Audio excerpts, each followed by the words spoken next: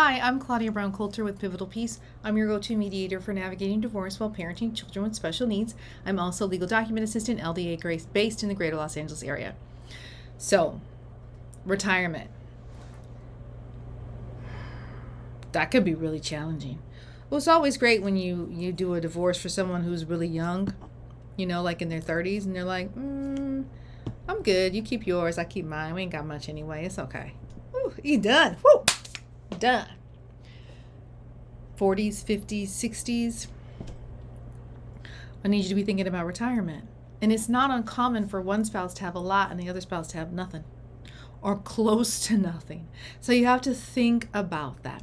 So even though it was your physical or mental labor that went into building that retirement, just like it was your physical and mental labor that went into that job that produced that paycheck, California sees that paycheck as community property. And California sees that 401k as community property. That means it's eligible for division in a divorce. So they're looking at your pension, that means your 401k, that's your IRA. You're looking at these things that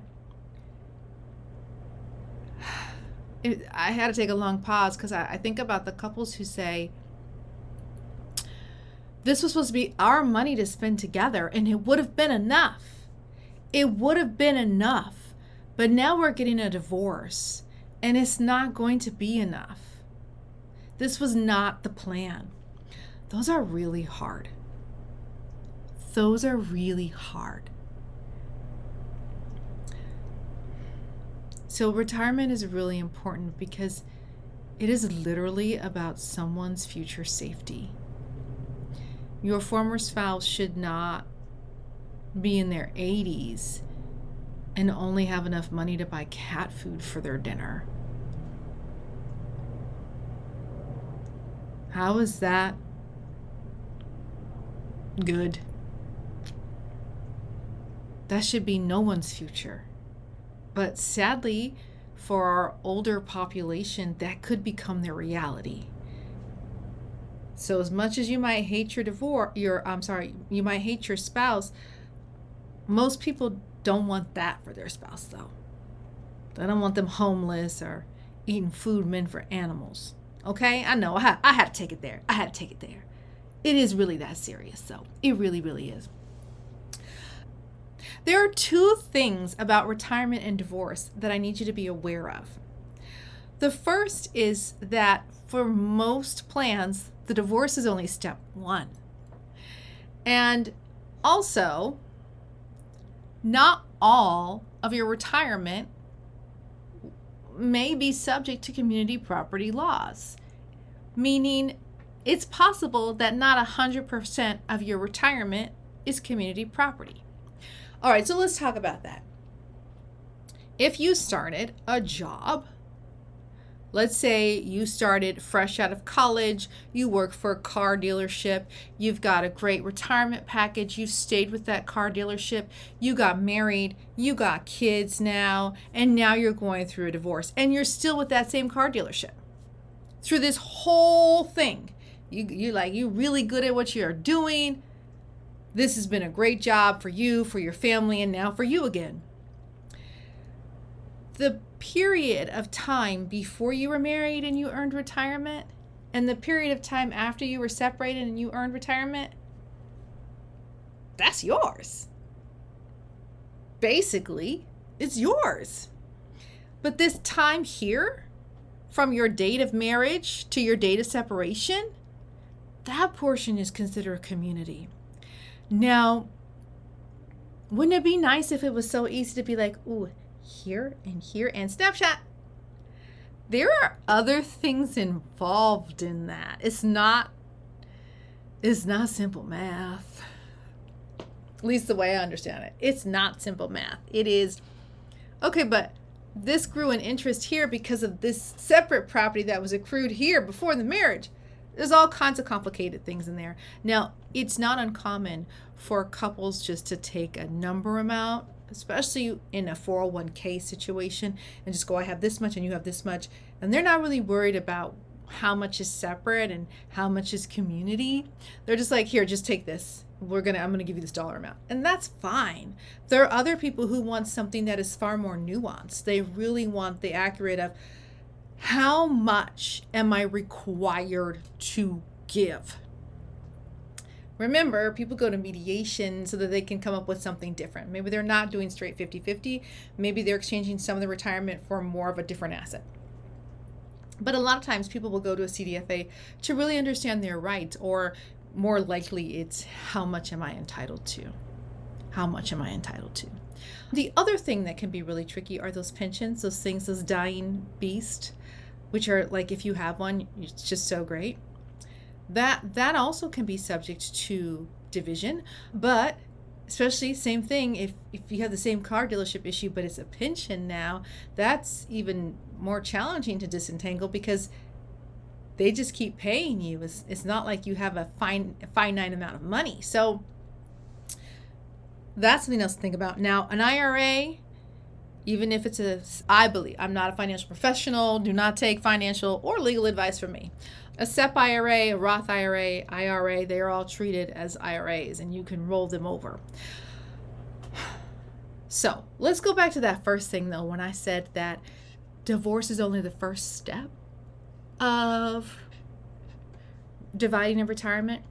Unless it's an IRA. An IRA, once your divorce is done, you can roll it over. Great. You don't want to take that money out. You don't want to take money out of your 401k. You won't take any money out because you got to pay early taxes on it. You don't want to do that. Don't do that. Roll stuff over. Now, in order to avoid certain tax penalties, the next step in the divorce, if you have a 401k or a pension, unless you can't roll over that IRA or something else, you want to talk to your financial professionals around this. But in general, if you have a 401k or a pension, you're going to need a qualified domestic relations order. You're going to need a QDRO. And here is why it is so important. Because just because you have a divorce decree, the pension plan or the 401k, the plan administrator does not need to follow that. Just kind of like you guys have joint credit card debt, but your former spouse stopped paying on the debt, so the creditor is coming after you because your name's on the debt, even though they're like, that's great that your divorce decree says that, but your name's still on here, you're still on the hook for it. It's the same thing. It's the same type of principle with the plan administrator. So you want a QDRO. And the QDRO gives specific instructions to this plan administrator of this is how this account should be divided. Now, depending on the plan, once whenever the retirement happens, there could be a lump sum payout or there could be monthly payouts.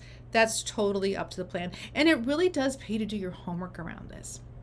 Now, if you're relatively young and retirement is many, many years away, it's perfectly normal for you to be like, we're just going to keep our own, we're going to be fine, right? If you have a prenup where you decided that your retirement is going to be separate, this doesn't relate to you. But for most people, it's very important to do your homework and really know what your plan does and does not offer, and what if you're the spouse, what your spouse's plan does and does not offer, what you can and cannot get. Is there a number you can call? Let me tell you something. They will not be surprised to hear that you're going through a divorce. They may not be able to tell you some specific things about your spouse's account, but they'll be able to tell you some general things about when we have a divorce, this is how we handle the QDRO. These are the things that we're looking for.